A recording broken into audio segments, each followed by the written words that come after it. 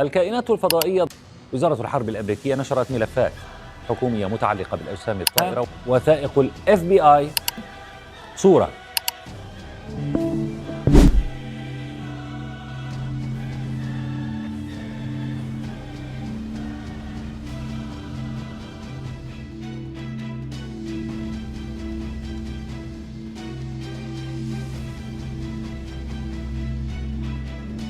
تخيل معايا تفيق الصباح وتلقى اكبر واقوى دوله في العالم كتقول لك بصح السما فيها شي حوايج كطير وما عرفناهمش ديال من.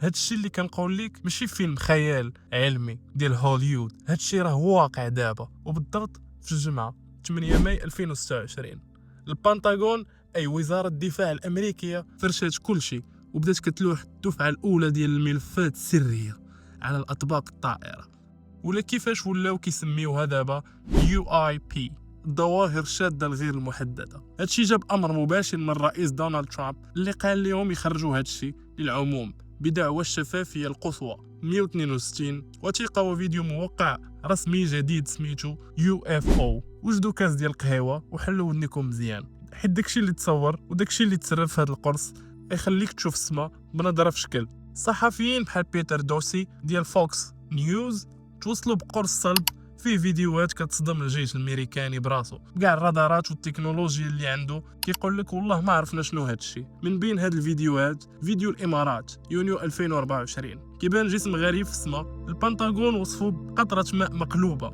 وهابطه منه شي كتله عموديه غريبه. فيديو في العراق وروسيا ديسمبر 2022 نقط مضيئه كتحرك في السماء بواحد السرعه وطريقه كتحدى قوانين الفيزياء المألوفه. القياده المركزيه الامريكيه قالت بلي هادشي غير من منطقه تباين ضوئي وحطات الملف في خانه مجهوله. الفيديو الثالث فوق البحر الابيض المتوسط والبحر الصين الشرقي، الطيارين الامريكان سجلوا اجسام غريبه، واحد داير بحال كره ديال الريغبي فوتبول شيبد، والاخر عباره على مثلث معدني كيطير على ارتفاع 22,000 قدم. الجيش كيقول حرفيا هادشي حالات غير محلوله وما عندناش اجماع على الطبيعه ديالها. ولكن اللي كيصدم اكثر ماشي غير هاد الفيديوهات الجداد، بل داكشي اللي كان مخبي من شحال هادي. هاد التسريبات ديال ماي 2026 جبدت لنا الارشيف ديال رحله ابولو 17 للقمر. تخيلوا باللي رائد الفضاء جاك سميث صفه المركز التحكم كيقول لهم باللي كيشوف ومضات ضوئيه شظايا زاويه كتشقلب في الفضاء وشي حوايج كيتشعلوا بحال الالعاب الناريه ديال احتفالات 4 يوليوز. شحال هذه وكالات النازا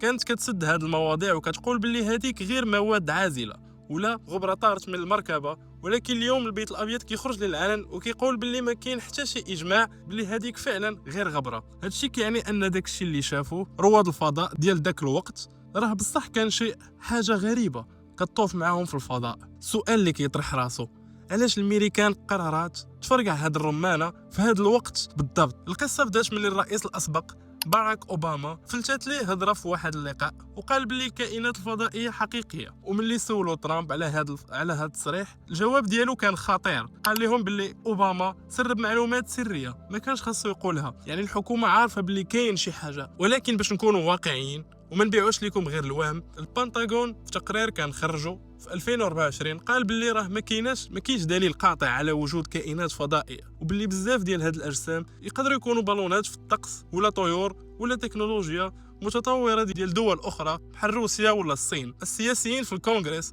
دابا مرعوبين من هاد القضيه، حيت الا كانت هاد التكنولوجيا ديال شي دوله معاديه فهذه مصيبه للامن القومي الامريكي، والا كانت بصح ديال شي زوار من الفضاء فالمصيبه غتكون على البشريه كامله. دابا امريكان حطات هاد الملفات في الانترنت وقالت للناس ها هما الفيديوهات، دخلوا تفرجوا حكموا لراسكم. سؤالي لكم نتوما اللي كتفرجوا فيا دابا، شنو بان لكم في هاد الشيء؟ واش بصح هذه كائنات فضائيه كتراقب كوكب الارض، ولا هذه غير مسرحيه وتكنولوجيا عسكريه خفيه بغاو يدوخونا بها ويبرروا ميزانيات التسليح الخياليه؟ خليوا لي الاراء ديالكم في التعليق لتحت. هذا الملف يلاه تفتح ومازال غيخرجوا وثائق اخرين، اكيد غنبقاو متابعين هذا الشيء بدقه، غنبقاو متابعين هذا الشيء دقه بدقه. ما تنساوش تخليو لايك الى عجبكم الفيديو، بارطاجيوه مع صحابكم باش حتى هما يعرفوا شنو واقع في السماء. اشتركوا في القناه وتهلاو. معكم عربينو، تشاو تشاو.